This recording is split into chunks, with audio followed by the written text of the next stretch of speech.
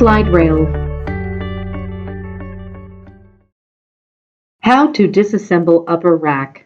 Prepare a flat tip screwdriver. Push the front hooks open with a flat tip screwdriver while pulling the front of the rack up to snap the front rack support out of the hooks. How to disassemble glide rail. To disassemble the glide rail, insert a flathead screwdriver into the gap between the rail and tub, then push the rail out away from the tub. Pull the rail out until it stops. Locate the rear hook connecting the back of the glide rail. Push the hook in while pushing the rail into the back at the same time. How to assemble glide rail. Check the assembly holes first.